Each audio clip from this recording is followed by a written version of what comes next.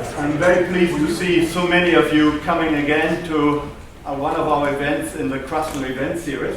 However, I'm a little sad tonight because this is almost the final event this semester. We have one more to go on the 25th of November, but the semester is drawing to an end. But thank you very much for coming in such large number. I'm very pleased that our distinguished speaker today is Dr. Celeste Wallander. And for those of you who have not been to a Krasno event, let me just tell you that we started in 2012. We have been running for 7 strong years. And as you know, we bring leading diplomats, leading economists, leading military and academics and journalists to UNC to give a talk about their current work. And that is also the case tonight, of course. I'm Klaus Lares. I'm the Richard M. Krasno Distinguished Professor of History and International Affairs here at the University of North Carolina at Chapel Hill. We have a mailing list, so if you're not yet on my mailing list, please sign up. We also have a website, krasnoevents.com, and we have our famous YouTube channel. And recently someone actually asked about the channel and asked me, are you taping these events? And I said, sure, we've been taping them for the last 7 years. So if you haven't yet realized that we do have a YouTube channel, then please, urgently, check it out. It is youtube.com/KrasnoUNC. Easy to find, easy to subscribe, and even easier to watch. Tonight, our event is being co-organized with the Center for Slavic, East European, and Eurasian Studies. And the director, Graham Robertson, is here, and he will introduce our speaker in just a minute or so. I would like to mention that after Graham's introduction, Celeste Wallander will give her talk. Then Celeste and I will conduct a little panel discussion on stage. And after that, we open it up to questions from you, the audience. And as always, I expect an awful lot of interesting questions. And as you know, students are also encouraged to ask questions.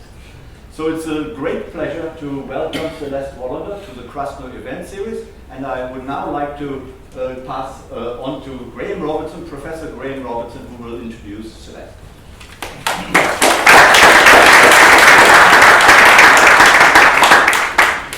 Thank you, Klaus.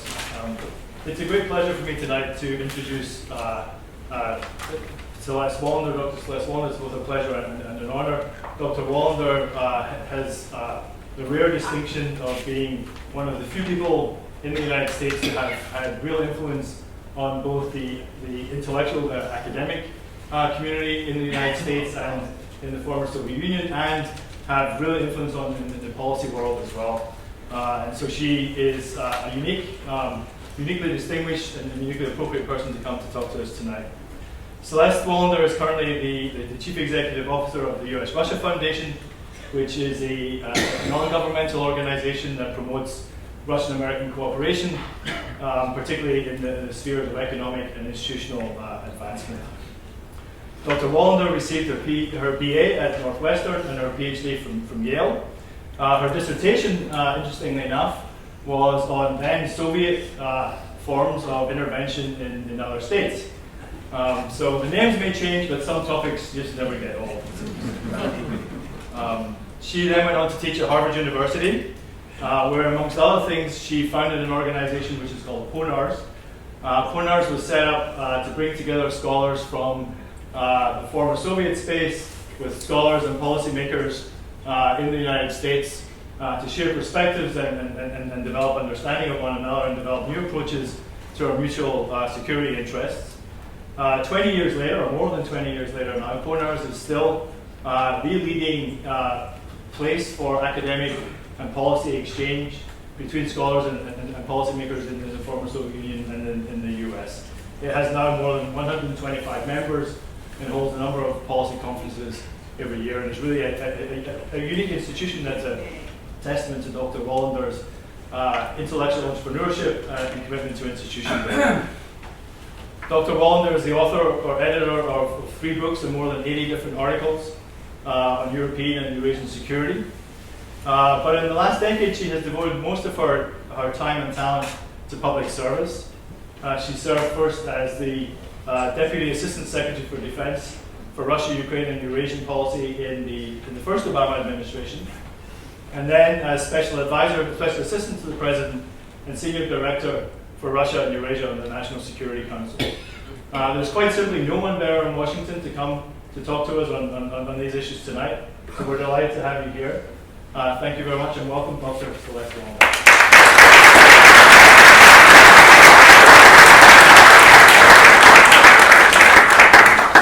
Thank you very much. I'm really so honored to be here. I'm especially honored to be here when everyone's complaining about the cold, so it's been kind of fun. I feel like I was privileged to be here at a time when people in the near south got a little taste of what lies further north, including in Washington, D.C. And obviously this is a really an extraordinary time in American foreign policy and in public affairs.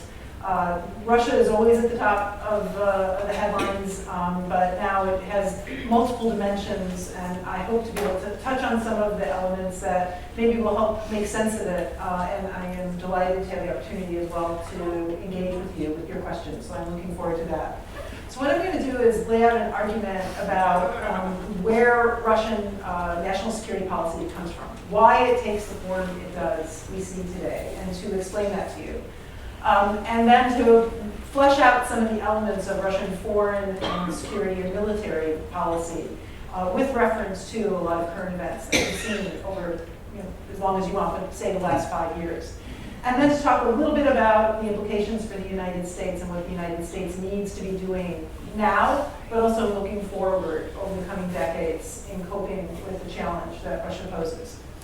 So where I want to start, ironically, is kind of back in my origins as an academic. I'm going to start with a very academic topic, which is to argue that it doesn't make sense to talk about Russian national interests in the current context.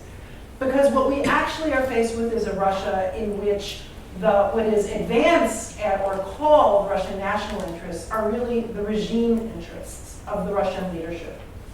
So what is the difference between national interests and regime interests?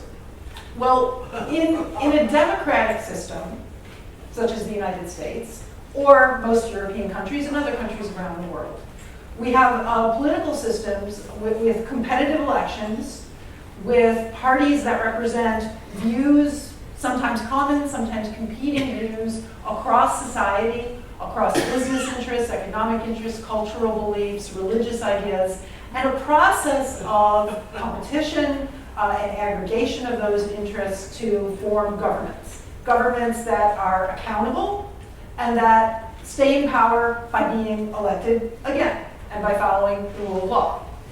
So in such a system, we have a moral commitment in the United States to democracy, but one of the arguments for democracy is it's the only way to ensure that national policy best represents and most reliably represents the interests of the entire country, not the narrow interests of one particular interest group, one particular elite group, one particular sector of society. Obviously, interests come and go and change with different political parties in democratic systems, but barring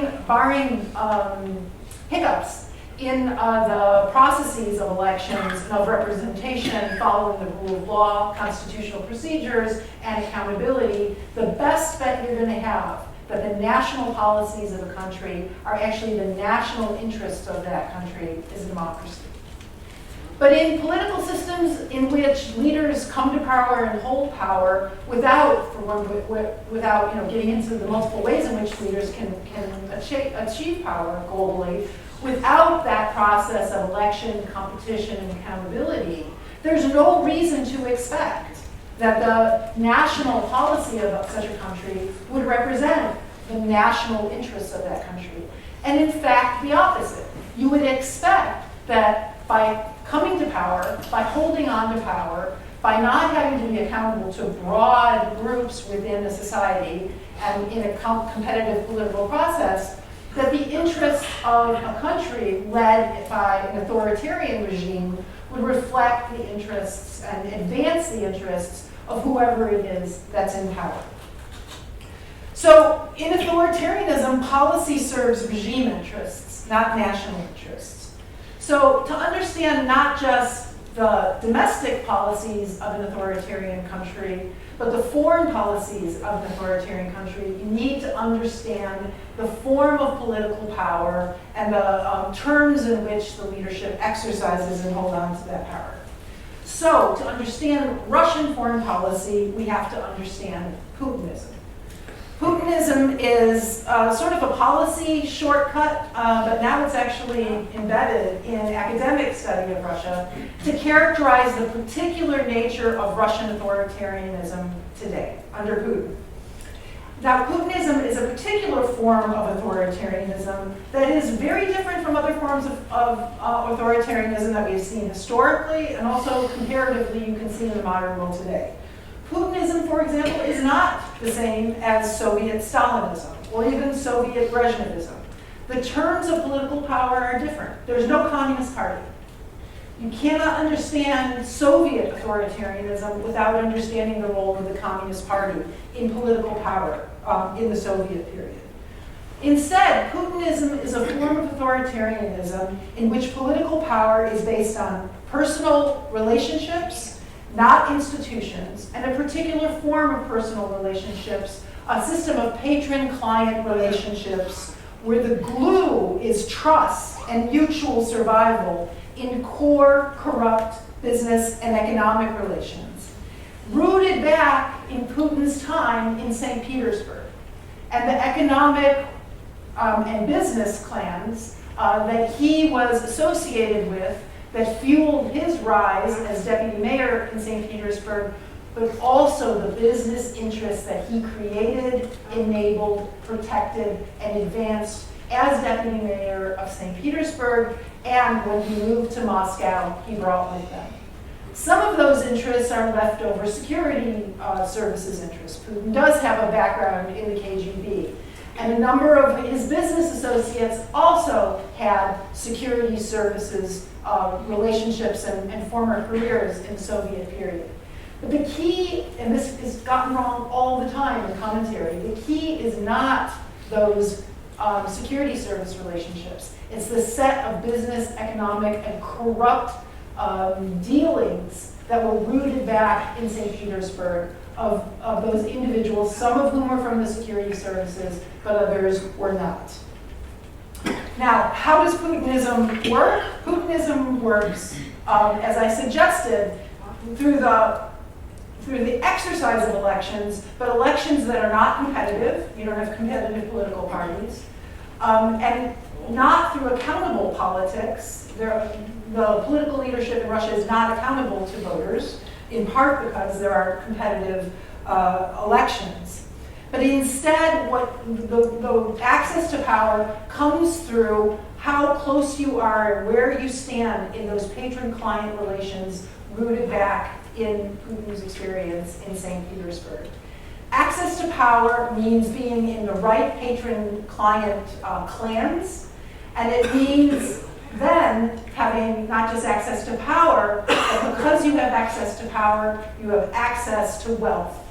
You have access to the creating and distribution of rents and wealth in a corrupt business system, a very large and successful economic system, especially in the energy sector, but one in which your success in economics, at least in the bigger scale, on the bigger stage, isn't a function of how good of a business person you are, how competitive your company is, how smart you were in investment, but your access and your place in this political patron-client relationship.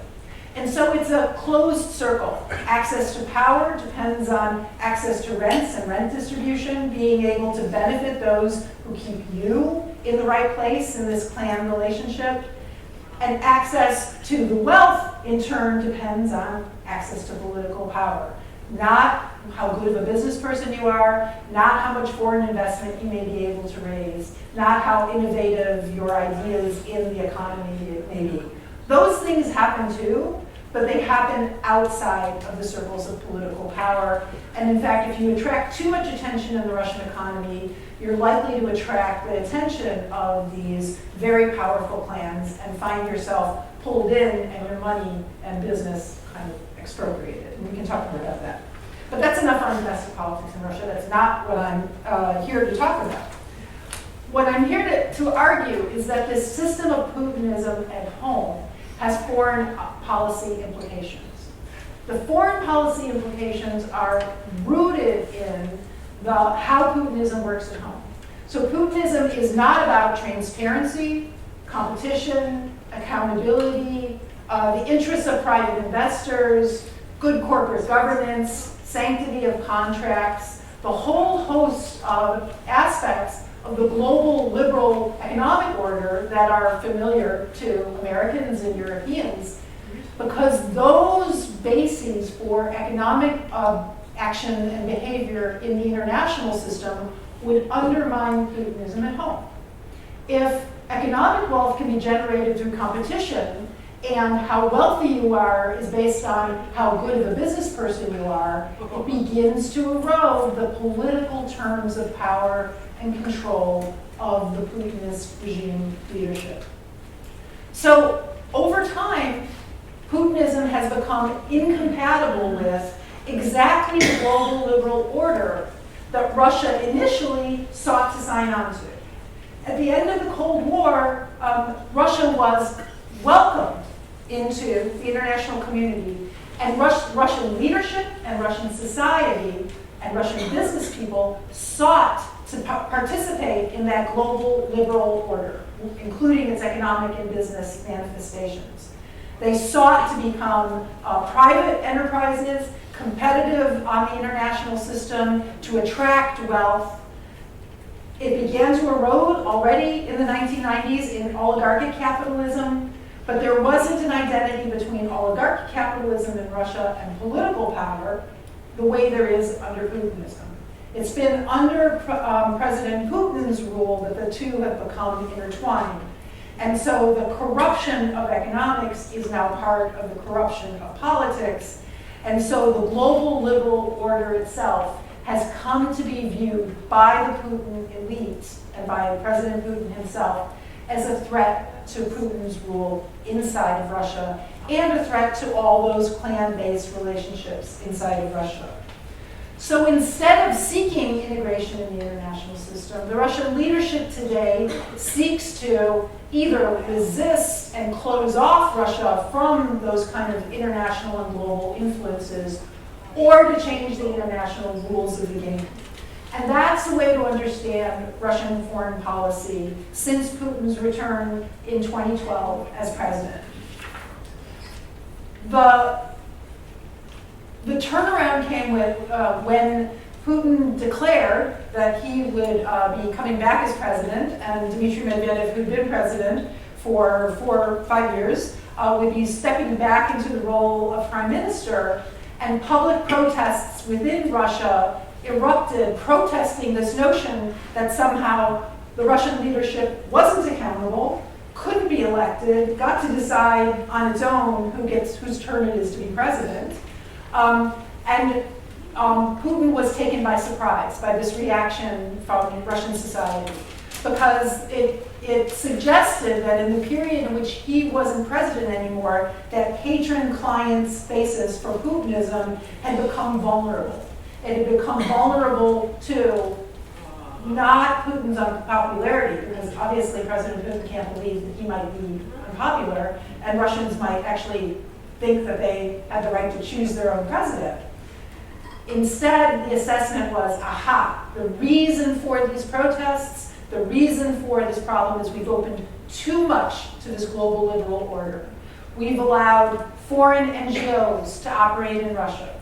We've allowed foreign businessmen who sit on boards, who decide where investment dollars will go, or who demand to open the books on what's going on in this distribution of economic rents behavior in Russian companies such as Gazprom and oil companies such as Rosneft.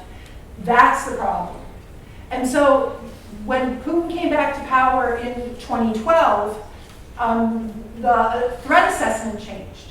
The threat assessment became not focused on what Russia had focused on in the 1990s, which is being separated from the global system, not being sort of a member of the global liberal order was what weakened Russia. Instead, the identification was, no, that global liberal order itself is a source of threat.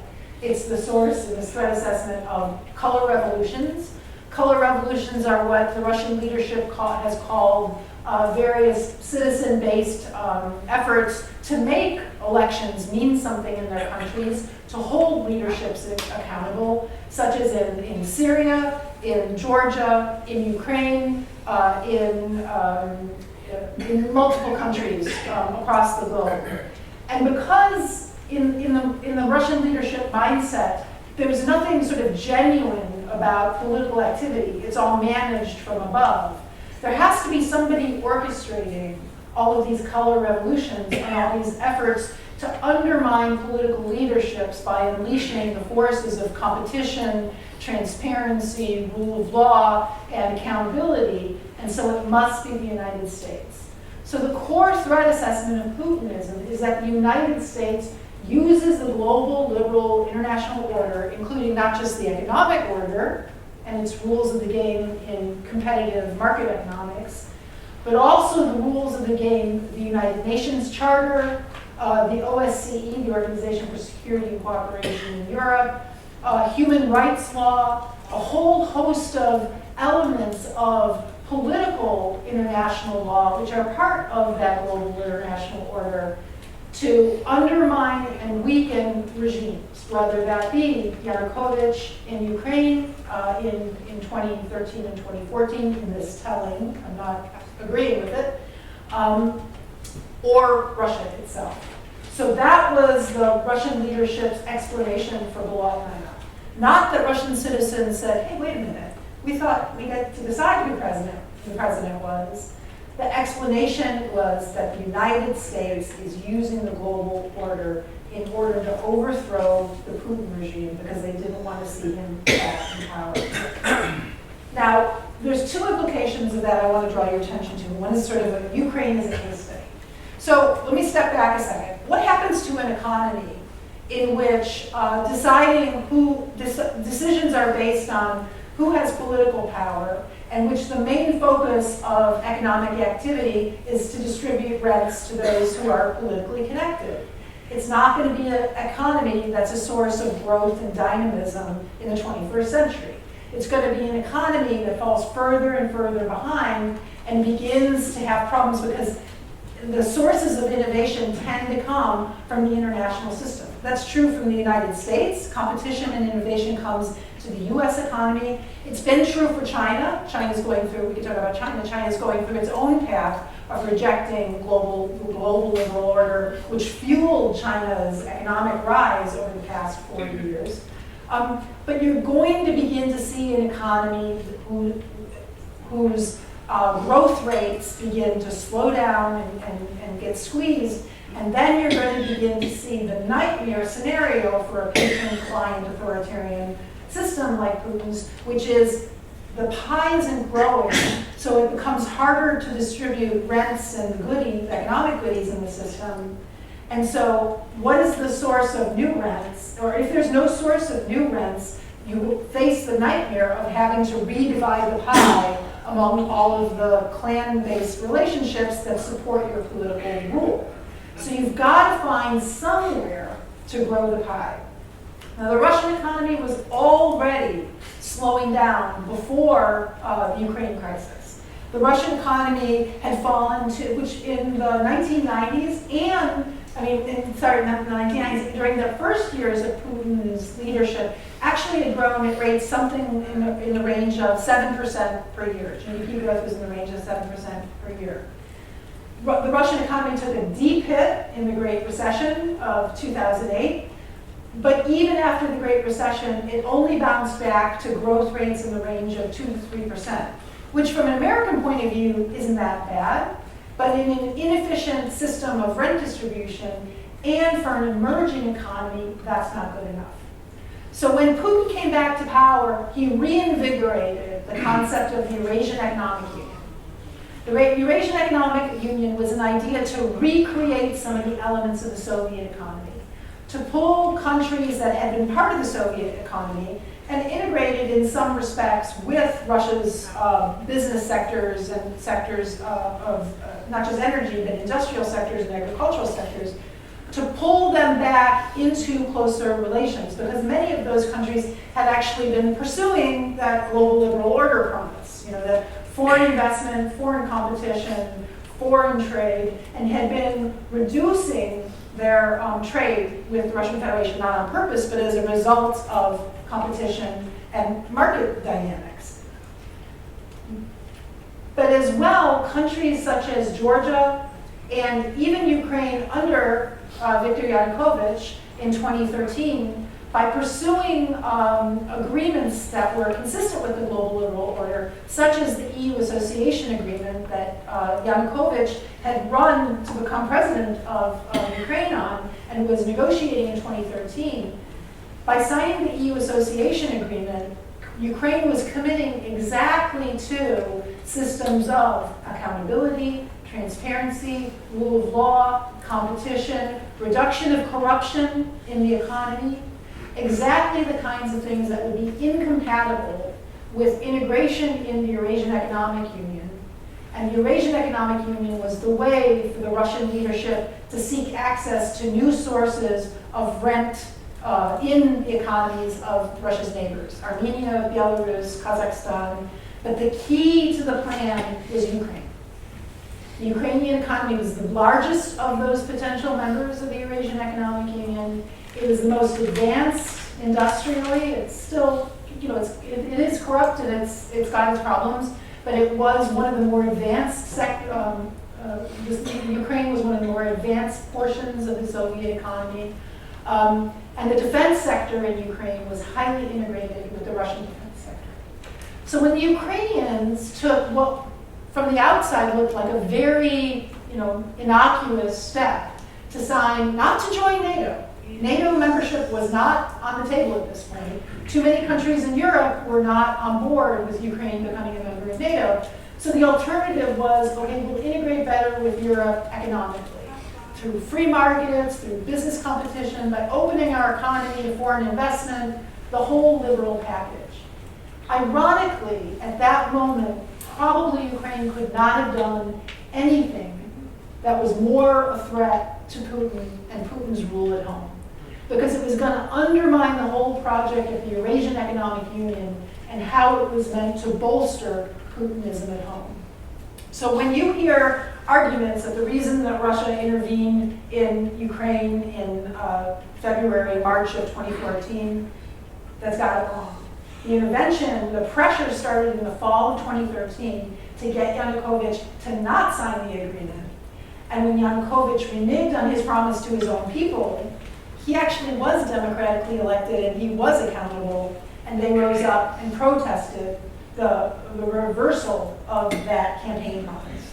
And that was the source of the protests. Not nationalism per se, not issues about language. It was the issue that Yanukovych had promised to make Ukraine a European country in the sense of an EU country. And he reneged on that under pressure from the Kremlin. And so those were the stakes in Ukraine. And those are the stakes, and I can talk more about it, I don't want to, because I've already kind of laid it out and talked a lot, but those were the stakes and are still the stakes today, which is, it's not for the Kremlin about language sovereignty of Eastern Ukrainians who grew up with Russian. It's not about some principled commitment to local government. It's about having influence in Eastern Ukraine, and influence not over internal domestic politics only, but having influence back in Kyiv over Ukraine's foreign policy to put a stop to Ukraine's movement towards Europe in the context of association agreements with the EU and increasing transparency, reduction of corruption, and becoming a more normal European country. It's other things as well. It is NATO membership as well, but that was the source of the crisis. Now, why do I could have talked about Syria, and Syria also, while it's partly about counterterrorism, Russian intervention in Syria, The reason for the Russian intervention in Syria in 2015 was not exactly the same, because it wasn't about rent-seeking behavior centrally, but it was about preventing regime change.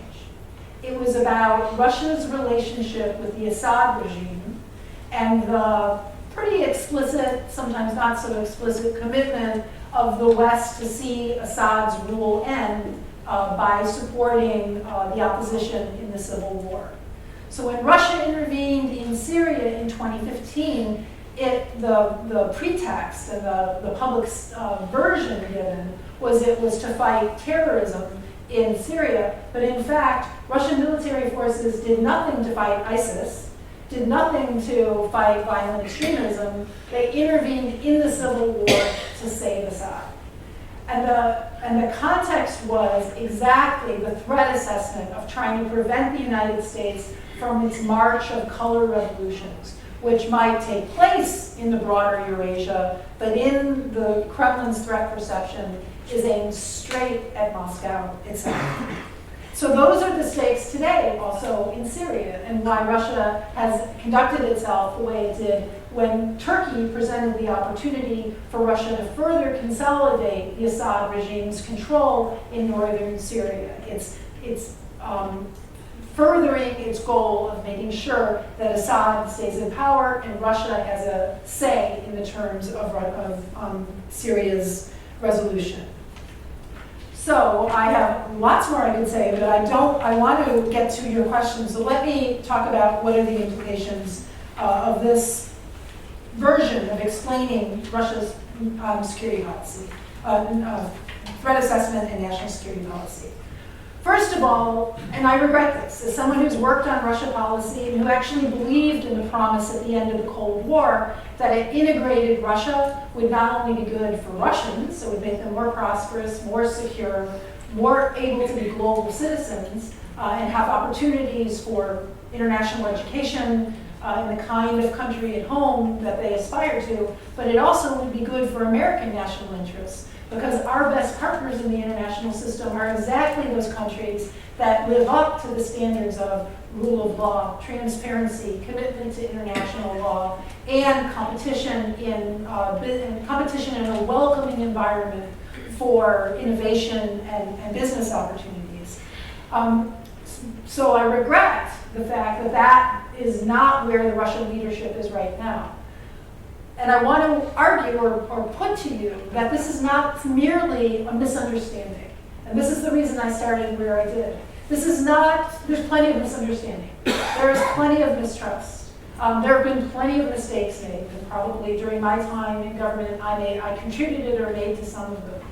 But this is fundamentally rooted in the form of political economic system inside of Russia.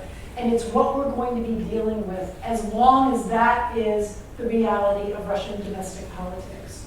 We are going to have a Russian leadership that seeks to violate the international rules of the game, such as arms control treaties, the INF Treaty, intervenes in countries and demands a right to spheres of influence in contradiction to the UN Charter, which ensures the right of every country recognized in the international system to choose its own foreign policy and to assert its own sovereignty in the interests of its own citizen. That's one of the major demands of this Putin leadership, is to change that rule of the game and allow for limited sovereignty on the part of Russia's neighbors and spheres of influence or privileged interests, depending on the narrative. So they're seeking to change the global liberal order, and China is a partner in this because China has many of the same interests at this point in its development as well. And so from an American point of view, it's challenging the very system, the very global liberal order, which actually makes us secure, international law and the rule of law in the international system, that allows for diplomacy to be conducted, for agreements to actually be implemented. When the United States implements an arms control agreement, it absolutely not only has the legal right, but it has the moral obligation to American citizens to expect counterpart countries to live up to those arms control treaties. And to do any less is to violate the requirements, and to betray the requirements of the American leadership to its own citizens to provide for their security.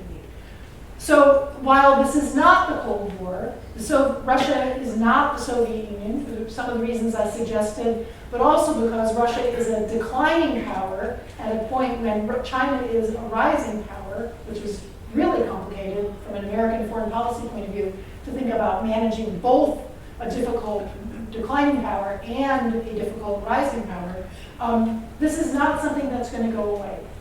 So what should the United States focus on? The United States should focus on our own leadership and living up to those rules, because our credibility in making the case to countries in Europe and globally that we need to resist Russia's and China's efforts to undermine that order is strong only insofar as we live up to that order and we protect it and advance it, not only in our own interests, but in the interests of weaker countries, such as Ukraine, among others.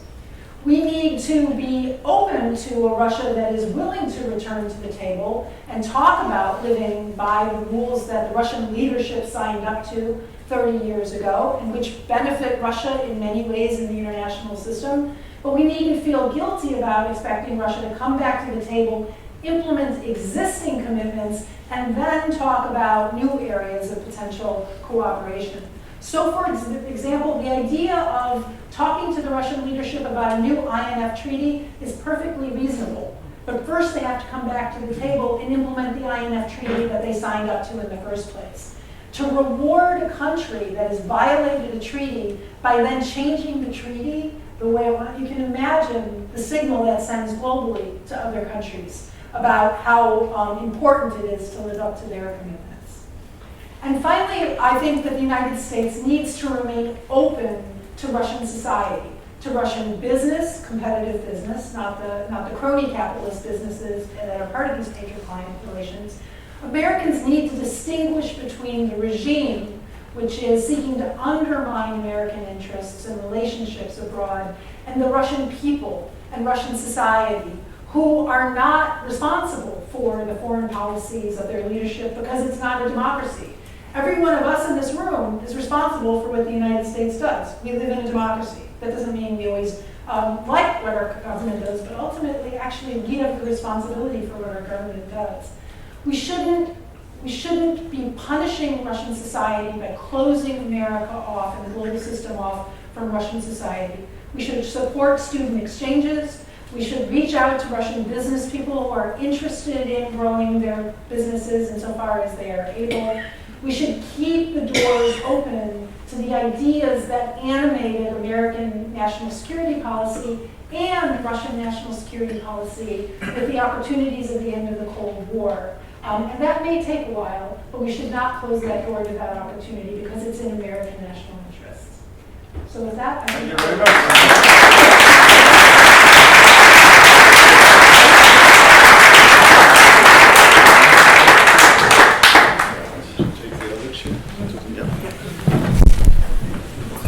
Thank you very much indeed. This was very enlightening and gave us an extremely good overview about the current situation in Russia, both domestically and some of Russia's foreign policy. And you laid out the case why Russia is partially at least a danger very well. You said yourself we don't want a new Cold War. Obviously we don't. And when you look at the Western media, Russia is kind of demonized. And you said yourself, it is in a way, it has a weak economy. It's not really a strong country. Are we exaggerating Russia's threat sometimes? Russia's 11th in GDP. It is a substantial economy. It is it's actually fallen back though in the rankings, and its GDP growth this year is 1%. So one of the consequences of the form of political economic system inside of Russia is exactly that economic weakness. However, it is still a big economy. It's 11th in the world. It is one of the most, along with the United States, it's the most capable military in the world. The Putin leadership unlike the Yeltsin leadership, the Putin leadership has invested in modernizing the military. It has invested in a new generation of strategic nuclear weapons. It has invested in significant conventional military capabilities, which you saw on display in Ukraine, and more because that was covert, though, they were pretending it wasn't them. But more clearly in Syria, they're very capable. They have now not global interventionary capability, but they can intervene pretty much along the Eurasian landmass borders. So, and Russia also has pretty significant political power, partly by virtue of its position in that global liberal order. Russia was granted the Soviet seat on the UN Security Council as a permanent member of the Security Council. That's really significant in diplomatic terms, to have that veto and to have that seat on the UN Security Council. So what I really appreciate your question, because what I didn't mean to suggest is that somehow Russia is this pygmy power. It's not. It is a declining power over time, but it is a slowly declining power, which actually could be reversed if there was a different approach on the Russian economy and Russian society. But based on trends, it is slowly declining compared to the rise of other countries such as China, India, and other of the emerging economies. And if the United States and Europe manage to survive current economic challenges, will remain in the top ranks too. So I don't mean to underestimate Russian capabilities and the willingness of this Russian leadership to use those capabilities, to deploy its political influence. Look what it's done in basically tempting, well, that may be a little generous, tempting Turkey's Erdogan into a closer relationship with Russia, buying air defense systems from Russia, not NATO. Turkey now has Russian air defense systems that it's deploying on NATO territory. That's a result of Putin's political influence with particular leaders. So we shouldn't underestimate the capabilities of this leadership for the next decade or so. Thank you. Can you see that the Putin government is also interested in re-engaging with the West? As you know, there have been many calls that the West should try to open up again to Putin. Trump himself suggested that maybe Russia should join the G7 again, so it becomes a G8 again. But can you see that there is an interest on the part of Putin and a willingness to do something for it to re-engage with the West? There's definitely interest, but there's not a willingness to do anything for it. I mean, one of the reasons why, one of the policy consequences that the Obama administration chose to send a signal to the Russian leadership about the unacceptability of its intervention and occupation of territory in Ukraine was that the Putin leadership really values being at the table, being one of the big players, being one of the G8. And it was a considerable blow to that political stature and influence to not be part of the G8, and now it is the G7. So very much the Russian leadership wants to be at the table, wants to be in the most influential circles, and values that.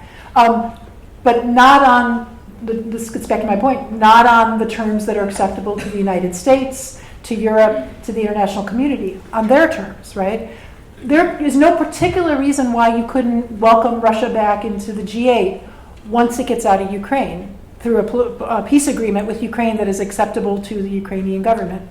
Once Russia begins to live up to the obligations the international obligations that it has been shredding across the board in many respects. There was a report today in the news. The UN is supposed to be investigating air military attacks on hospitals in Syria. Deliberate air attacks on hospitals in Syria. There is evidence that those are Russian forces that are attacking hospitals, which is horrifying enough. And now Russia is using its seat on the UN Security Council to block the UN from going and investigating that. So yeah, the Russian leadership wants to come back to the table, but it doesn't want to come back to the table as a honorable and stand-up member of the international community. Instead, it wants to come back and change the terms to ones that are more compatible with what I laid out. Thank you. Tell us about the situation in eastern Ukraine. Things seem to be moving to some extent. There's a new Ukrainian president. There's also the so-called Steinmeier formula, which has found a lot of interest of having local elections in the Donbas region, perhaps, and then bringing a peace agreement of sorts about. What is the situation right now? So to understand that, and you're right, this is really important, to understand this, you need to understand that during the escalation, Russian escalation of fighting in 2014 and then early 2015, the French and the German governments led a negotiation to try to come up with a ceasefire agreement that it would include a settlement that was acceptable to both the Ukrainians and the Russians. And then the Russians said the local authorities, as if they were, an independent player. But okay, I digress. So that was the Minsk agreement. There were two versions of the Minsk agreement. One that was agreed in the September of 2014 to stop the fighting then. The fighting escalated again, and there was a version in February of 2015. It has three elements. One is a ceasefire and a pullback of heavy weapons from the line of contact. Second was a political process of increasing local autonomy in Donetsk and Luhansk with elections of local governments in a way that was, and it's explicit in the agreement, consistent with the Ukrainian constitution to address the Russian claims that this is all about, local autonomy of these local governments and respecting local authorities. Fine, that's part of the agreement. And the third part was then to withdraw foreign forces and return control of that territory to official Ukrainian forces. But the agreement is not very specific. And precisely how you would, the ceasefire part is quite specific, and it's never been fully lived up to. It has never been the case since then that all the heavy weapons have been withdrawn fully, have been inspected by the OSCE as provided by the agreement, and that the shooting across the borders ceased. And so the Ukrainian position was, we're not going to agree, we're not going to negotiate how to have local elections because you have until the first part is implemented. Because how do you have campaigns? How do you have political parties? How do you do voter registration? How do you do everything you need to do to conduct local elections when there isn't a security environment that makes it possible for this to occur?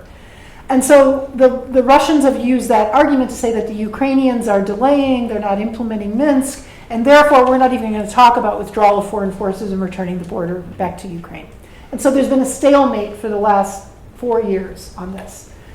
What it looks like is that it's possible now that Ukraine and Russia are interested in negotiating the terms of those local elections and the terms of autonomy.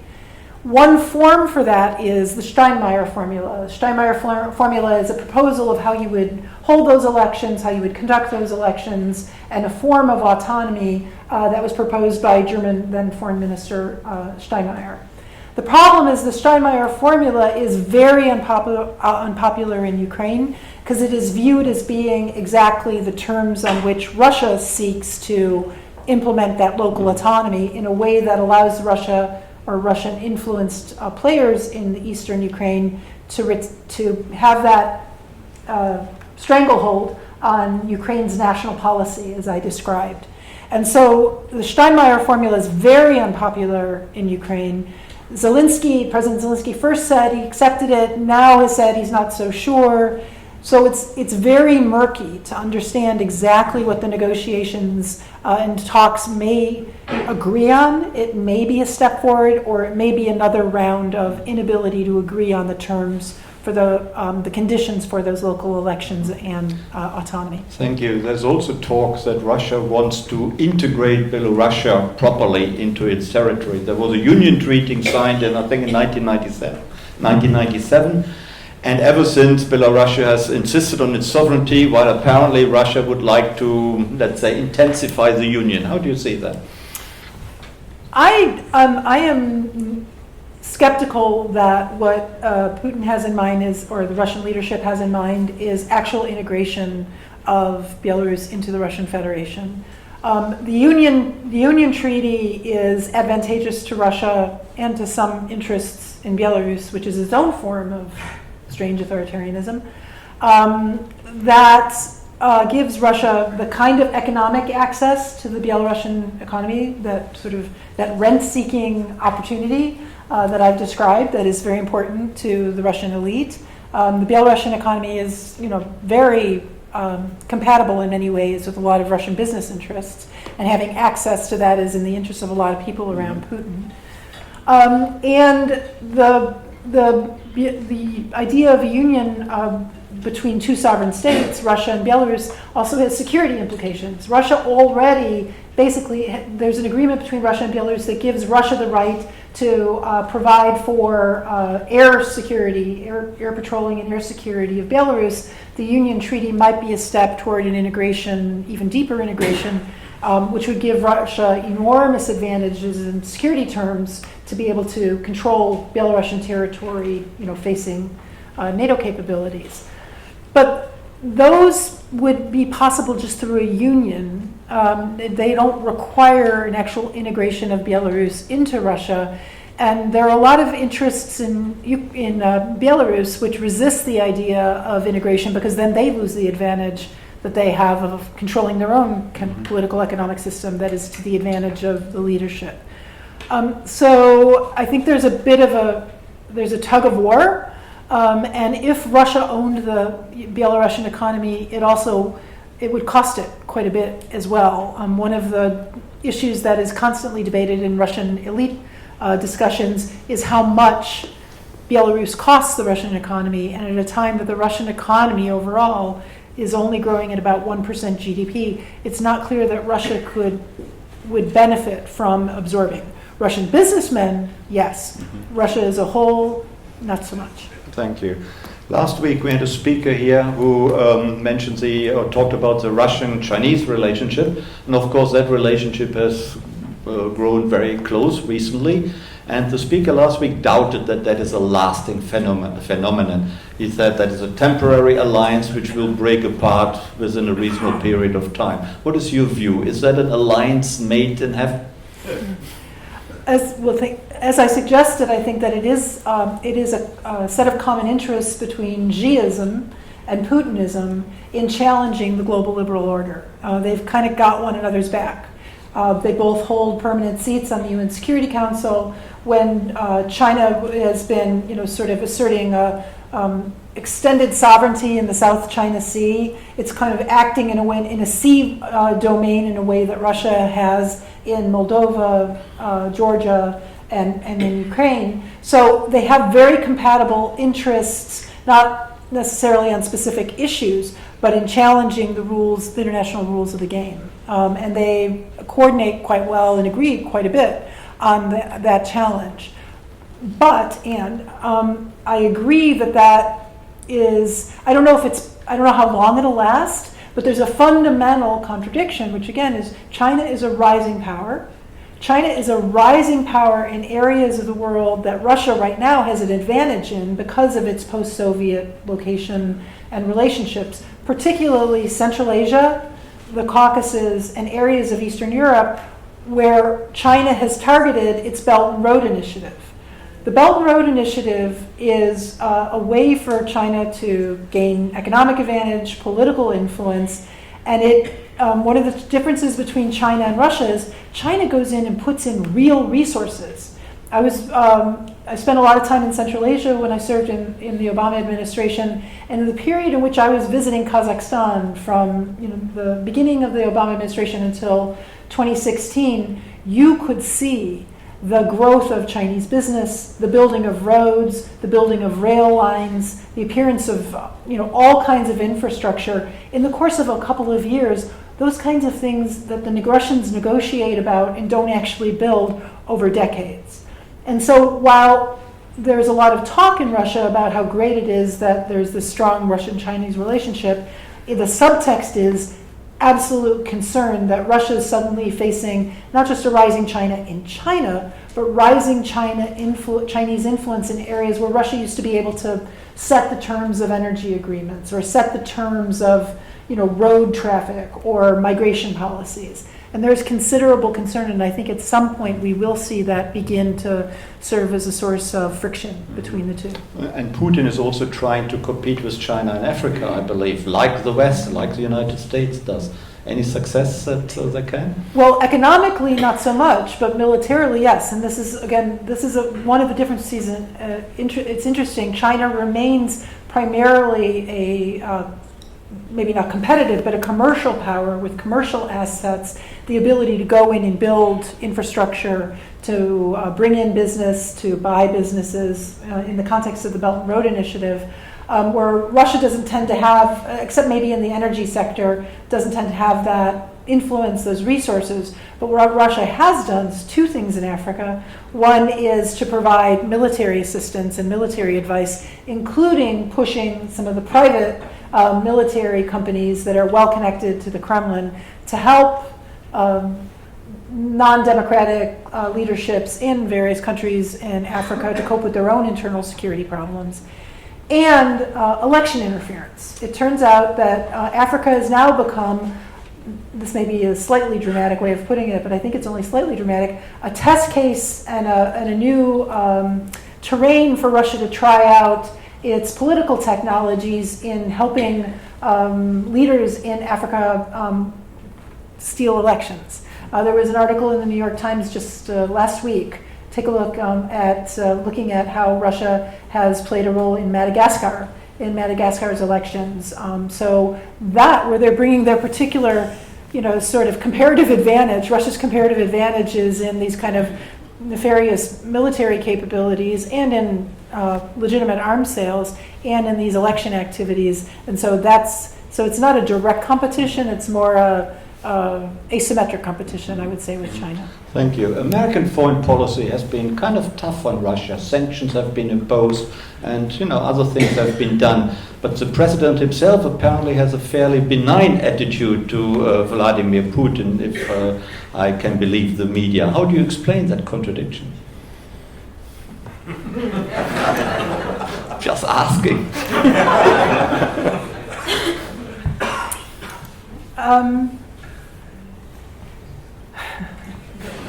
I don't know, it's pretty inexplicable, isn't it? No, I think you may have the idea of an answer. I think that it's hard to understand how a president who would democratically elected and who's supposed to represent American national interests would appear to not advance or support. I was going to say advance, but actually his administration has advanced a pretty tough policy and a pretty hard-headed and thoughtful and I think well-balanced policy on Russia despite his views. So I guess you could say at least he didn't block it. So I'll leave it at that. Okay, thank you. When we talk about Vladimir Putin as a leader, as a person, he must have a certain attraction, a certain charm, a certain charisma, people probably would say. Is that true? You've met him? I have met him. I have been in meetings with him. He's very intelligent. He tends to be the person controlling a meeting when there is a meeting. He comes into a meeting very well prepared with his own objectives and his own, I would say, game plan, which you can watch play out. He is very compelling. What I told you is the threat assessment is not like some secret information, inside information. All you have to do is read what Vladimir Putin says. And his statements of grievance and complaint about the United States and U.S. foreign policy. And he repeats those in meetings. It's not just a public persona. I think he deeply believes that narrative. And he tries to put his counterpart on the defensive by advancing that narrative. It's part of the style. But he's intelligent and he's funny and he knows how to speak to concerns that the counterpart might have and objectives the counterpart might seek to achieve. I think that not only Putin, but a lot of Russian diplomats and negotiators take advantage of the fact that Americans were nice people. We don't like to, have bitter disagreements in person with foreign counterparts. And they're very good at trying to put American negotiators on the defensive. Not all American negotiators, but it is part of the package, and it can be very effective. Thank you. But Putin comes across in personal meetings as a nice guy, as someone who tries to understand his own interlocutor. Sometimes, but sometimes he comes off as a very tough guy. I think this is my point. He assesses the situation and he figures out which modality is going to achieve the objectives he has for that particular meeting. Would you enjoy going for a drink with him? Not really. Not really. Okay, good. That's an honest answer. Before I pass it on and open it up to Q&A from the audience, let me ask you a question about the European allies, the United States and Russia. There is, as you know, friction and tension in the NATO alliance, which is, not a revelation. But has that meant that the Europeans have been more open to perhaps Putin's charm offensive, or has that not really had any effect so far? So Europe is genuinely in a different position, geostrategic position with respect to Russia. Russia is closer. What Russia does affect European. I think that is a legitimate concern, and it is. The United States, we do have global interests that are negatively and hopefully someday again positively affected by the nature of our relationship with Russia, but it's much more tangible for Europe. I think that is true. And the other part of it is that European economies and businesses are much more affected by relations with Russian businesses, whether those are business relationships that meet our highest standards for transparency, competitiveness, contracts, rule of law, or less so. And those business interests are influential in European politics. And I think that is one of the reasons why you've seen more pressure on European leaders to find accommodation, even with a Russia that is illiberal, not only at home, but globally, because there are real business interests at stake. And that's part of how European countries have got to sort out for themselves as democracies, how they balance those specific narrow business interests with the broader national interests and security interests that their whole countries have. Thank you. There has been much criticism of that pipeline between Russia and Germany, the Nord Stream 2, and that even the EU Commission has criticized it, the United States has criticized it as well. How do you view the situation? Is it understandable from a European point, from a German point of view, or not so much? So, in my view, Nord Stream 2 is neither objectively good or objectively bad. It depends on what else the EU does in its energy policy. Let me come back to the issue of whether it's bad for Ukraine in a moment. But for the EU, the way Nord Stream 2 is bad for Europe is two ways. One is if it's corrupt. So if there are corrupt business interests in Europe benefiting from Nord Stream 2, that's bad for Europe because corruption is bad. It distorts politics, it distorts economics, it makes policy about the elites and not about the countries. So the EU has instruments, though, to make sure that the deal isn't corrupt. And they should be advancing those instruments: transparency, accountability, rule of law. They have the instruments. The other way in which Nord Stream 2 is not in the EU's interests is if the EU becomes dependent, single source dependent on any country, not just Russia, for key energy delivery. But again, this is totally within the EU's competence to not only invest in this pipeline, but to invest, for example, to subsidize LNG terminals. Russia could turn off the gas. Right now, Russia, in the different pipelines that it controls, could turn off the gas to Europe. But if Europe has alternative sources of gas, that threat becomes not credible.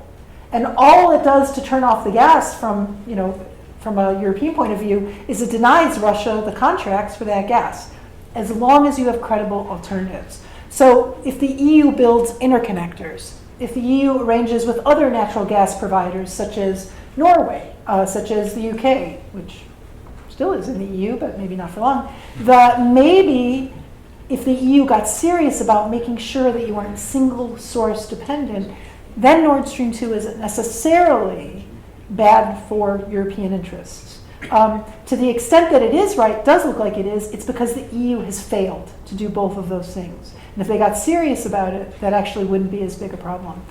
For Ukraine, the risk of Nord Stream 2 is that it cuts off a source of income for Ukraine at a time when Ukraine is vulnerable fragile, subject to Russian influence, and that is problematic. That is a reason in the short term to be concerned about why Russia is investing in Nord Stream 2. I would offer the thought, though, that one of the most significant sources of corruption in the Ukrainian economy is exactly that pipeline and that natural gas. And that over the long run, Ukraine would be able to better pursue its European ambitions, its transition towards being better integrated with the EU, if it weren't dependent on constantly negotiating a gas transit agreement with a leadership in Russia that it doesn't trust or like. It creates a vulnerability for Ukraine that should be something that over the medium to long term, the United States and Europe help Ukraine mitigate and eventually eliminate. Thank you. We will let Angela Merkel know, okay? Let's open it up to questions here. This gentleman here. Your microphone? And It's coming. Okay, microphone? yeah, that is coming, yeah. A short question, please. Oh, yes. It's nice to hear you speak from a White House perspective. President Obama, I know, worked with NATO leader Jens Stoltenberg to fight Russian aggression after Crimea annexation. Why has Stoltenberg been unable to admit Ukraine into NATO? So Jens Stoltenberg is the Secretary General of NATO, and while that is a fabulous job and has certain powers, it is the members of NATO who decide who take a vote. Okay. So the General Secretary of NATO cannot, the Secretary General of NATO doesn't have the power. The members have that power, and there is not a consensus among NATO members to admit Ukraine into NATO. Ukraine is a member of the Partnership for Peace, and so to use the time where it is, I would argue and did argue, and when I was at the Defense Department, part of my job was to help make Ukraine NATO ready by helping it advance military reform, civilian military reforms, relations in that. And so to use that time to get Ukraine to the point where it is as qualified, and maybe more qualified these days, as any other NATO member would be a good positive policy. And Stoltenberg has supported that, and a number of NATO members have as well. Would Why it is there be, opposition? Sorry, let me. Yeah. Why is there opposition to their entry by some members? I think that different members have different reasons. Some are concerned about the level of corruption in Ukraine, and it is fair to say that Ukraine, while I consider it to be a pluralistic country well on the path to reliable democracy, it's not entirely there. Corruption is a problem in Ukraine, which is why the United States should be helping to get rid of corruption in Ukraine, not fueling it.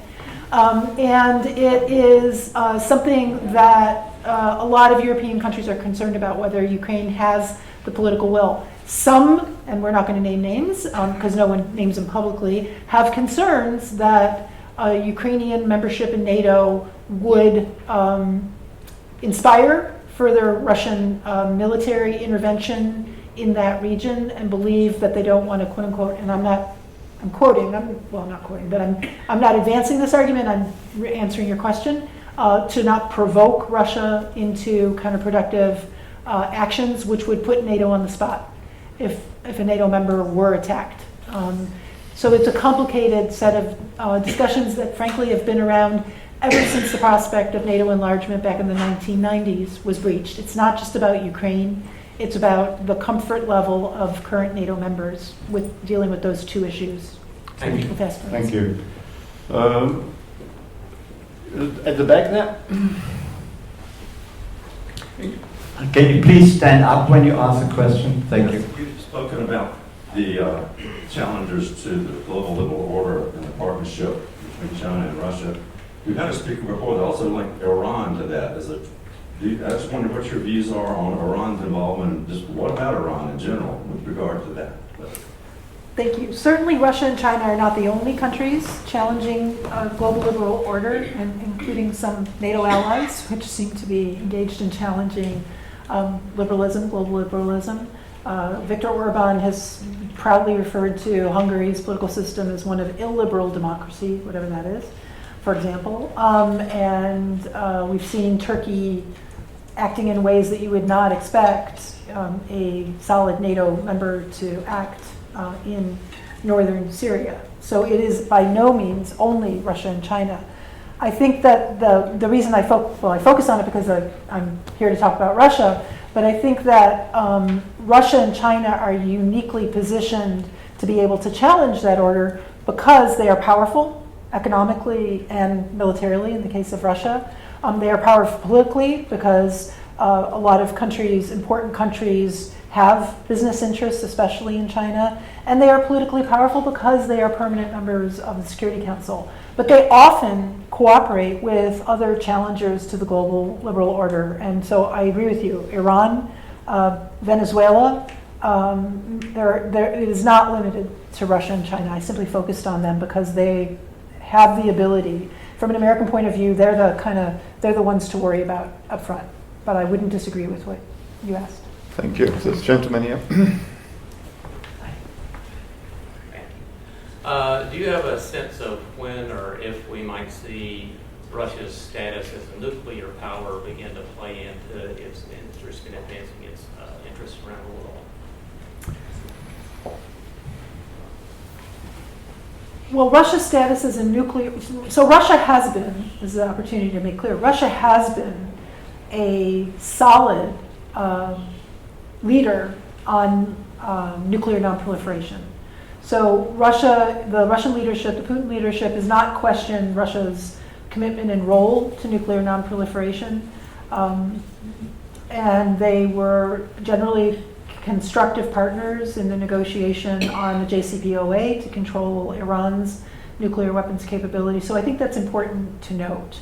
Russia doesn't have an interest in nuclear proliferation, both in terms of its narrow interest, it doesn't need to be surrounded by other nuclear weapon states, but also this instability. I think that the Russian leadership actually is concerned about the instability that nuclear proliferation poses, the challenge it poses to the international system. But Russia's status as a nuclear weapons power is central to its security. I didn't really talk about Russian military doctrine, but the core of Russian military doctrine is reliance on its second strike capability, its nuclear retaliatory capability.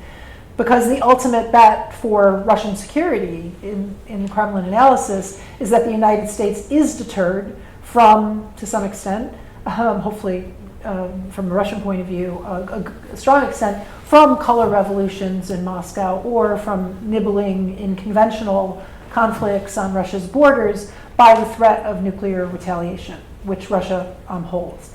One of the main reasons why Russia is very unhappy with limited American ballistic missile defense capabilities and research programs is because of the concern exactly about, which is very overblown, that somehow US missile defenses and American advances in global strike capabilities would negate Russia's retaliatory second strike capability. And some of the more, shall we call them, irresponsible research and development programs that Russia is engaged in, like the reported nuclear reactor-powered nuclear cruise missile retaliatory capability that's meant to be able to strike at the United States, are driven by seeking offensive weapons that would be able to evade this imagined American missile defense capability. So one of the things I didn't mention that I would also advocate the United States take very seriously at the official level, I mostly talked about keeping our society relations open, is serious strategic stability talks with the Russian government.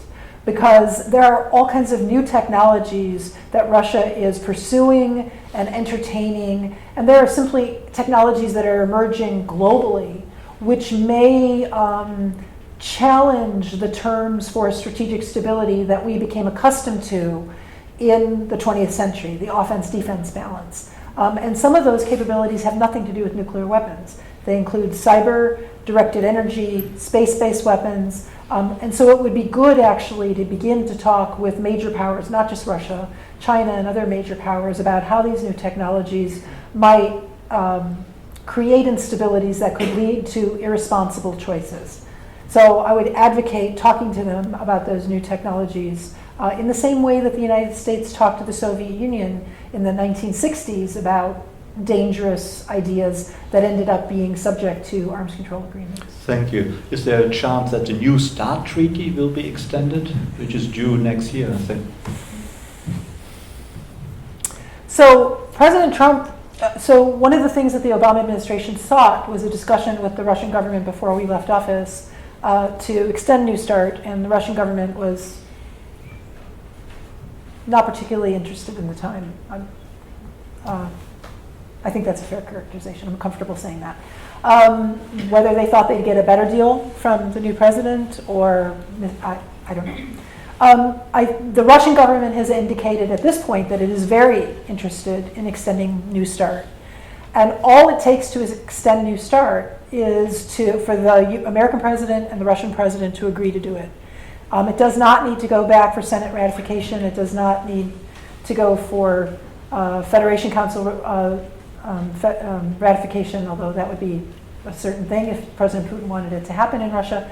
All it would take would be President Trump to say, yes, I would like to do this. He hasn't to date, and I think that's one of the questions that should continue to be asked of the Trump administration. Why is this not in American interest to have that 5 more years of certainty about what the Russian nuclear capabilities looks like, and a venue for talking about these new technologies, these new weapon systems? Because if you lose New START, you lose a whole structure of talking about these weapon systems. Can you that's hard to briefly say rebuild. what New START actually is?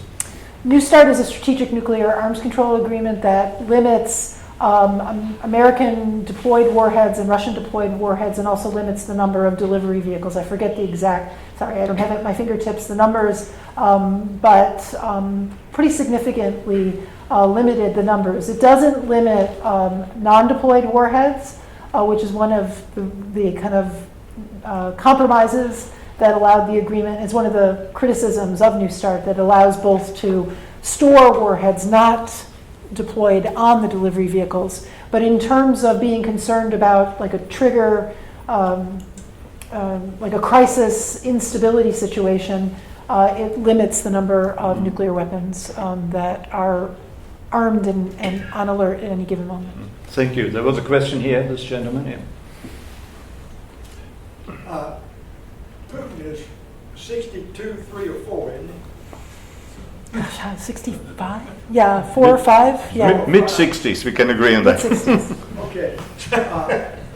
How long do you think he will last? How will his replacement be chosen? And I have no idea of anybody who has been thought of as a replacement. He's very healthy. He's, he is. You see it on television, and I'll say in person, his presence he's a very healthy, strong individual, so we should expect him to live a long and happy life.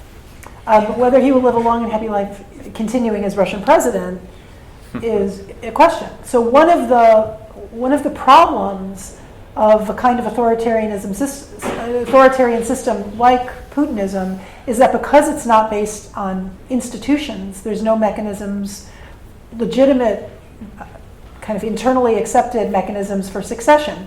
The Soviet Union had mechanisms for succession. It was through the Communist Party. They weren't democratic, but they were institutionalized. And China too. China has an institutionalized mechanism for succession.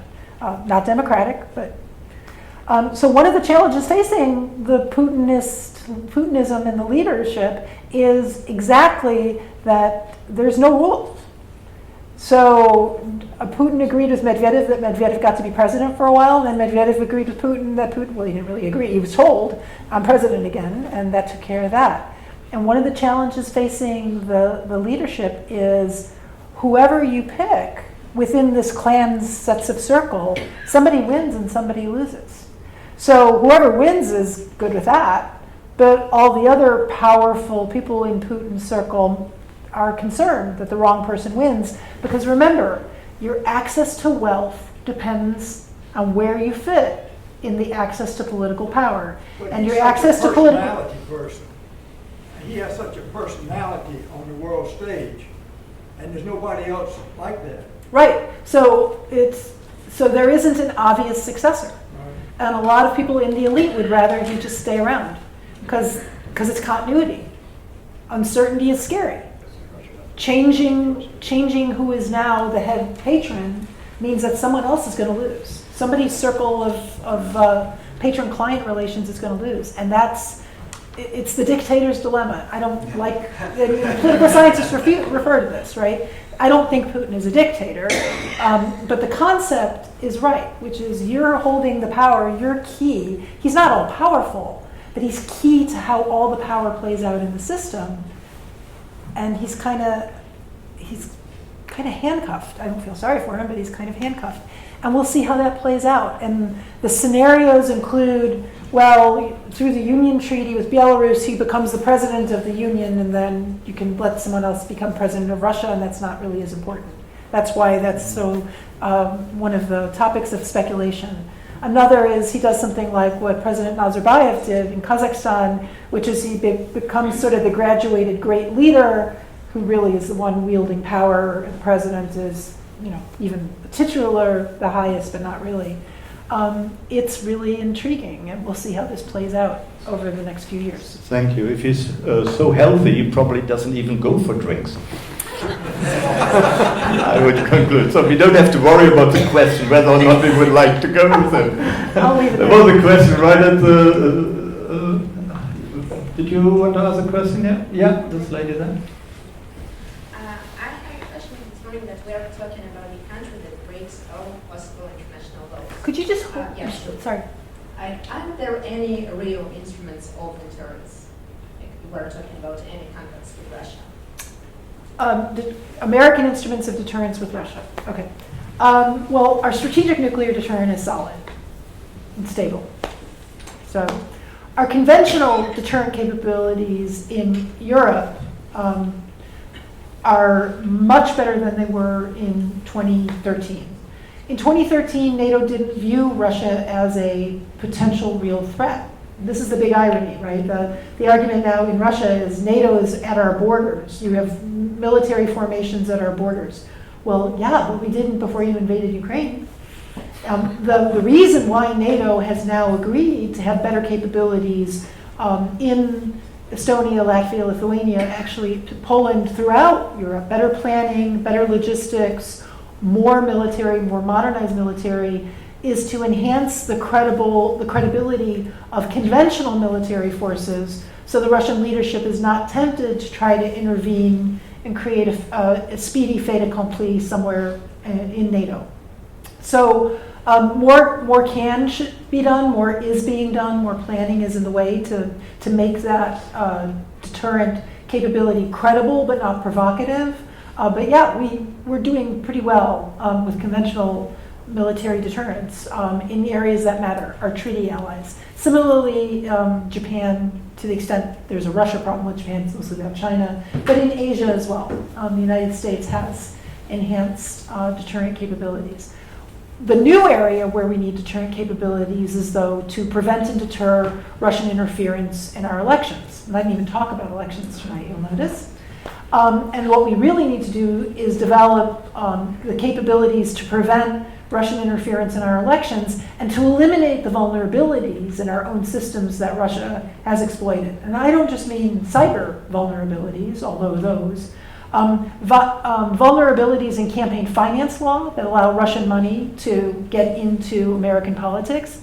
Vulnerabilities, again, as I've suggested, one of the ways Russia exercises influence in its neighborhood is through corrupt business practices. The United States and Europe need to get serious about anti-corruption efforts to prevent foreign influence in business relations that then become foreign corrupt influence in our politics. And we need to heal the narratives in our own country that Russia fueled through its social media campaigns in 2016, and it sought to fuel in 2018, but was thwarted partly through private actions on the part of social media companies, which finally took this seriously, but which we're going to have to do in 2020 as well. So we need to get serious about not just deterring, but preventing And if we can show the Russian leadership that we can prevent their interference, it raises the bar, it makes it harder for them to try again. Thank you. This one, the gentleman over there. Yeah. Good evening. At the beginning of your discussion, you had alluded to nationalities and nationalism. So at the end of the Cold War, we saw a number of nationalities break off and form independent states.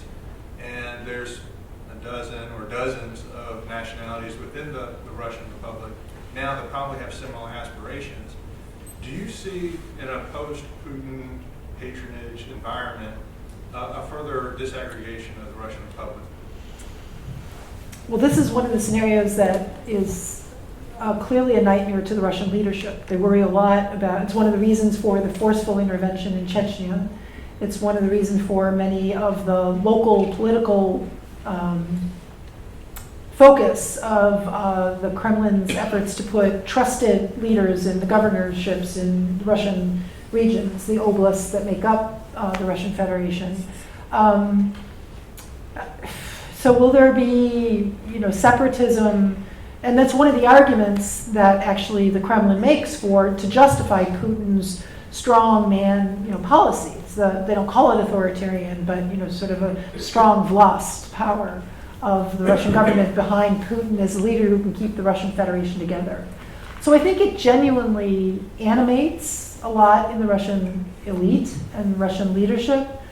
Whether it's a real threat to the Russian Federation, I think a lot depends on the behaviors of the Russian leadership itself.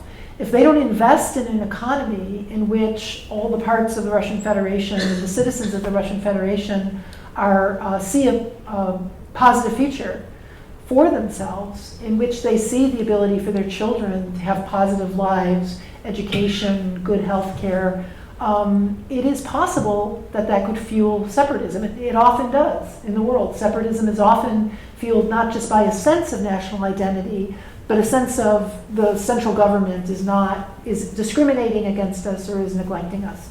And I worry sometimes that the neglect of this Russian leadership of its society might lead to instability in the Russian Federation. And it's yet another reason for a more effective, less corrupt, more responsive and accountable Russian government, not from American interests, but from Russian interests. Thank you. So does that mean that the Putin government is seriously afraid that the Russian Federation or Russia itself may disintegrate? They go through periods of time where they worry about this. Yeah, absolutely. And you think it's realistic to feel that? In the current circumstances, no, because the form of political control is such that it's hard for even non-separatist political opposition to be effective in Russian politics. And most of these regions are not wealthy. They don't have a lot of resources. They don't have control of the security services. So I don't think it's an immediate likelihood. But over time, could things erode? It's so path dependent. It's hard to. I wouldn't rule it out. It's not among the most things I worry most about when I worry about Russia. But I don't think you can take it off of the worry list. Mm-hmm. Thank you. Yes, please, David Litt.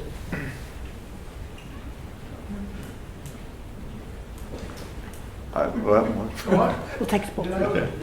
No, you first, then David Litt. That's okay. Would you comment just a little bit on the situation in the Crimea, both in terms of how it's going for Russian control in Crimea, and whether there's any pathway where Ukraine could reassert and take its sovereignty into effect again? Thank you.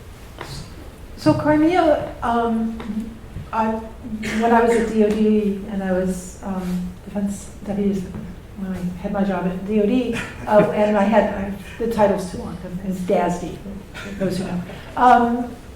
And Ukraine was one of my responsibilities. I had the privilege to go quite often to Ukraine and work on defense cooperation and defense reform and support defense reform in Ukraine. And one of our best partnerships was actually with the Ukrainian Navy, which was based in Sevastopol. They had a little sliver of the leftover Soviet naval base in Sevastopol. And when I was there, I was struck by how many, Russian, there was no Ukrainian spoken anywhere in Ukraine. It genuinely was a population of Russian speakers with an affinity for the Russian Federation, not for Ukraine. And I'm not, don't worry, I'm not justifying what Russia did. So I think that there was a genuine, legitimate issue of the population of Crimea and whether it felt it belonged in Ukraine. That said, there are international law, there's a whole body of international law about how you go about when a region, a nationalist or separatist region, seeks to raise the issue of leaving or asserting its autonomous rights. And Crimea enjoyed, under Ukraine, a very high degree of autonomy. There are ways to do that are stabilizing, are guided by the rule of law, and could have been put on the table. Invading Ukraine and then illegally annexing Crimea gets back to violating the UN Charter, violating the Charter of Europe that Russia signed on to. So the how really matters.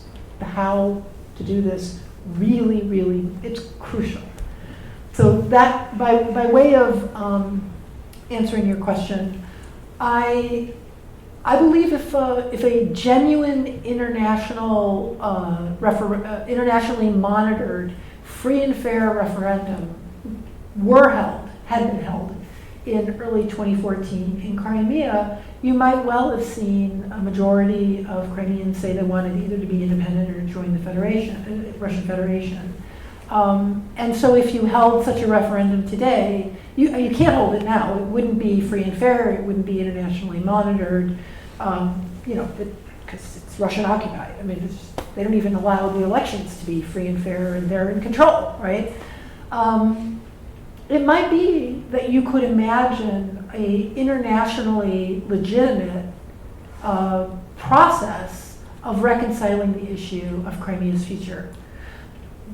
But we are so far away from that given Russian behavior and the bitterness and rightful anger of the Ukrainian population to what Russia has done in Ukraine, because Ukraine would have to agree to that.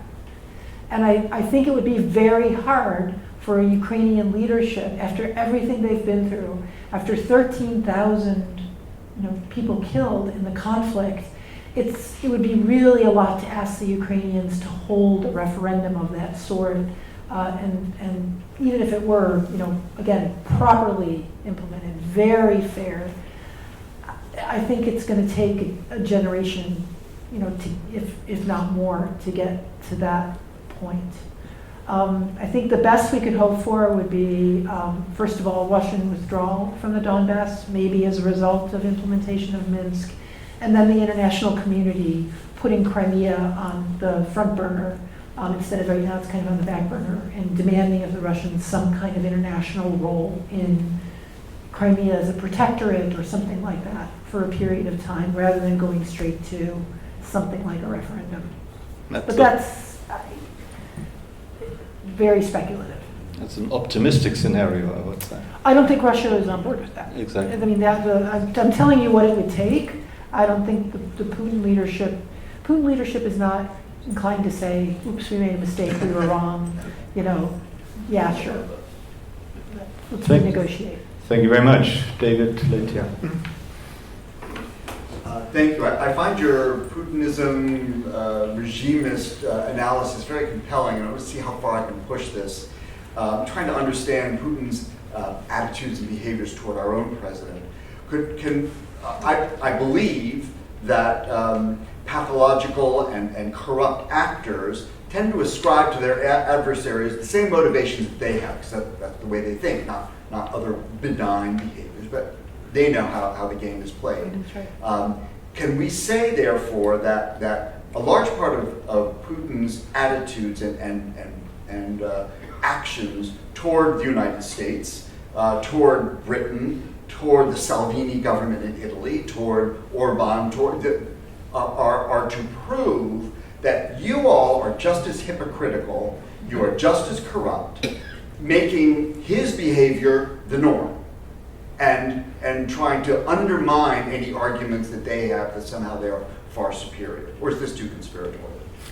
I think that's exactly right, and I think it is not at all by accident that the most productive relationships right now in Putin's foreign policy are with leaders of that ilk.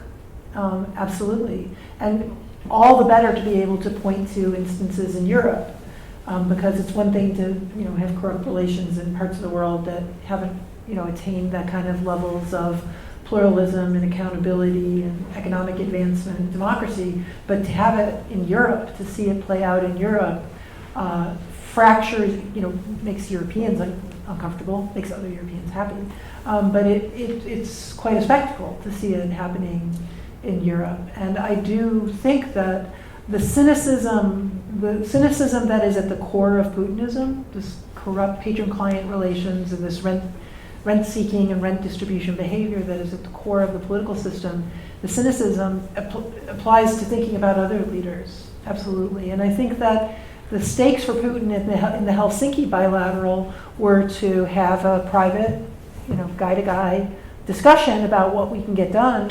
And the I was in Moscow shortly after the Helsinki meeting, and the Russians thought that they had, it was like, wow, we got everything we wanted. I don't know what they thought I know a little what they thought they got it.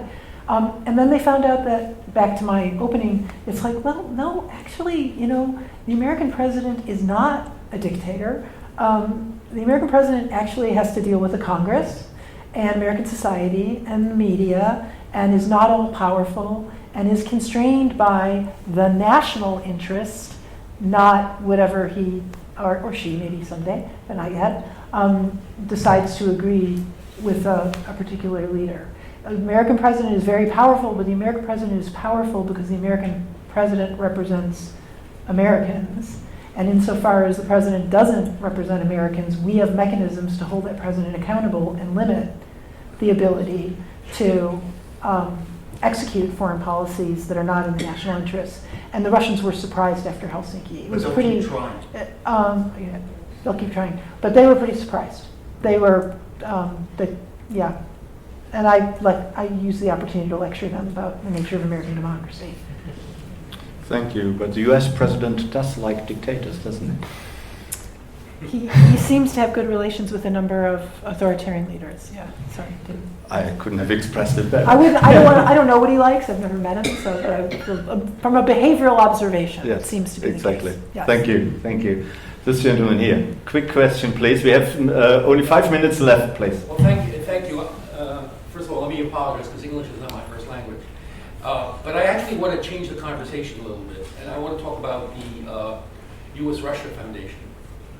Now, I'm going to ask this foundation was founded on the basis of U.S. government money because the U.S.-Russia Investment Fund was founded, right?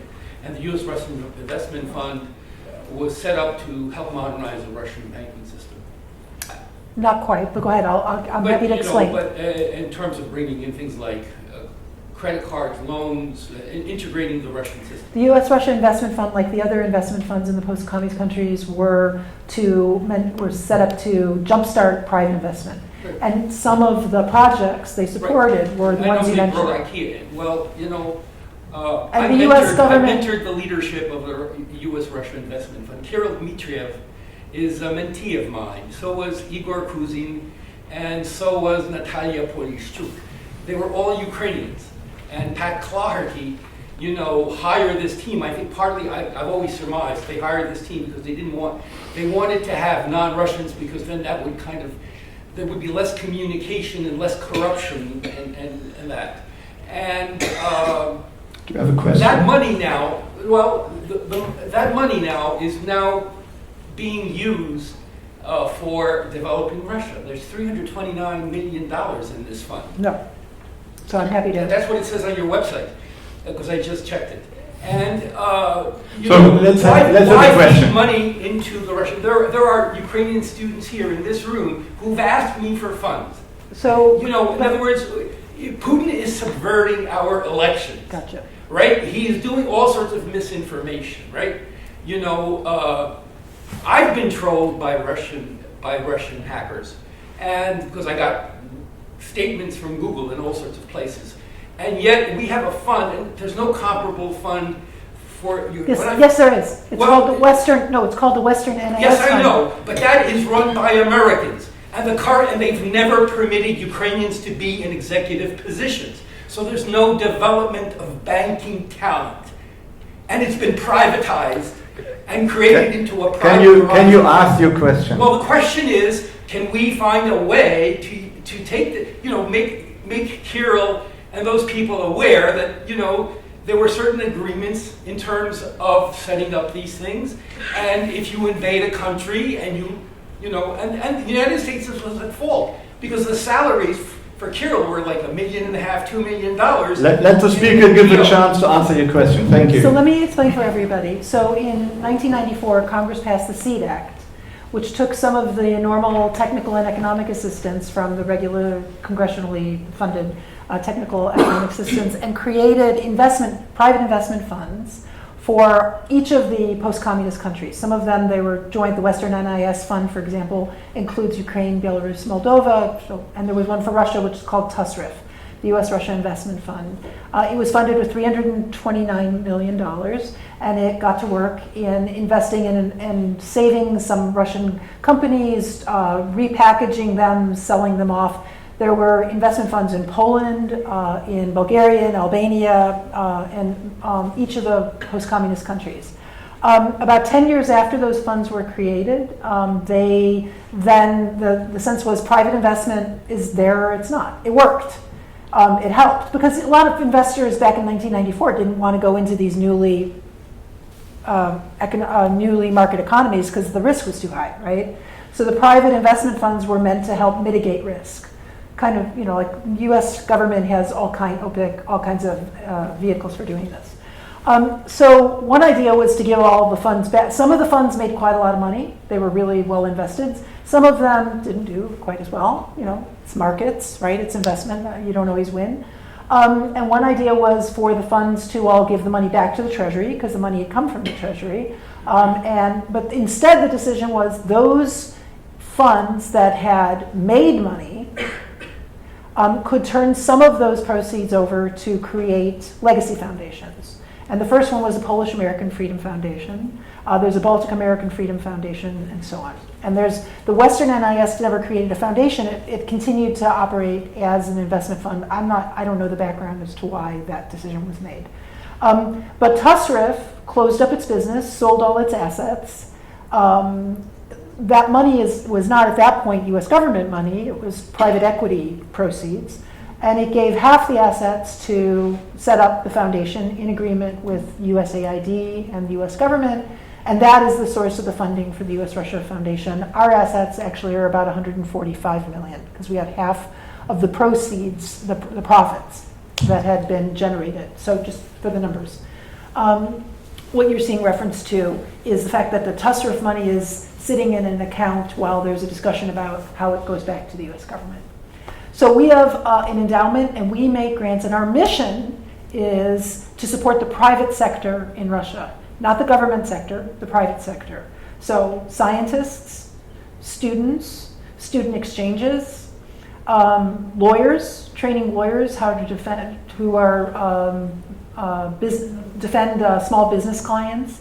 The idea is to invest exactly as I suggested in Russian society for a day when Russian society is ready to return to the path of integration, pluralism, democratization, market competition, so that they're not starting from scratch. Thank you very much. That's the mission of the U.S.-Russia Foundation, and that is what we invest in. One last point is we are bound by law to work on Russia.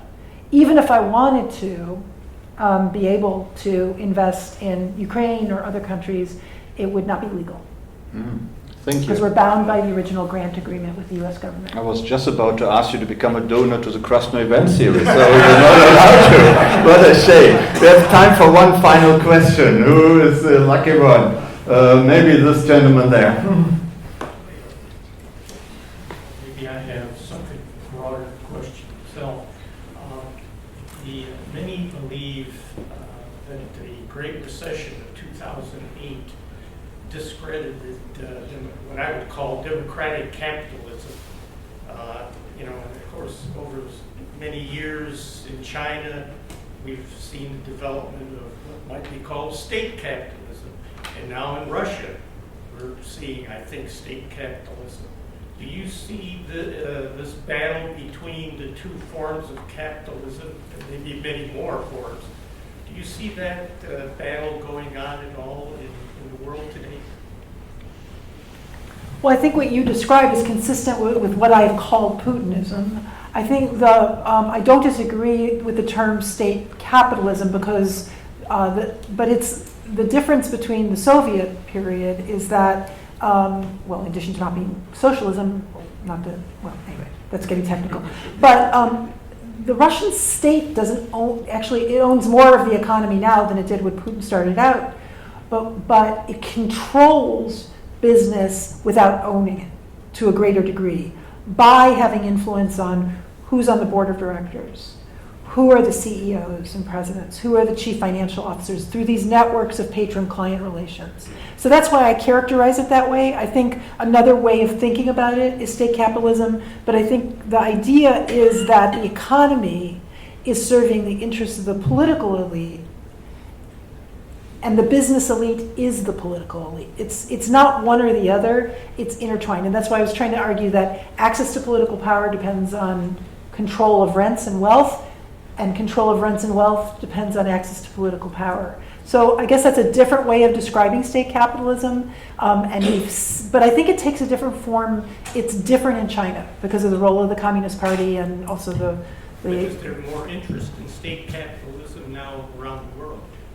I think a lot of elites are seeing the advantage of, there's a disadvantage of the system, as I suggested. Your economy is eventually going to, it's because corruption comes at a price, right? There's you pay a premium in economic growth by having, by kicking out foreign investors or having a hostile business climate. But yeah, there are a lot of, and again, I don't mean to pick on Hungary, but I'm going to pick on Hungary. A lot of what we're seeing in an EU and NATO member is about the influence and control by the political leadership over economic activity in the same frame. So yeah, I think a lot of leaders are looking at and thinking, that looks like a good deal for me and my family and the people around me, and are tempted to indulge in that. Yeah. Thank you very much, Dr. Wallander. Thank you very much.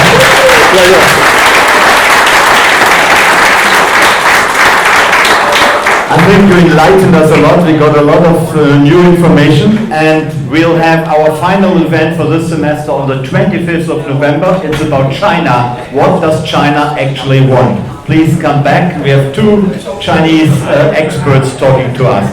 Thank you very much for coming tonight. Thank you.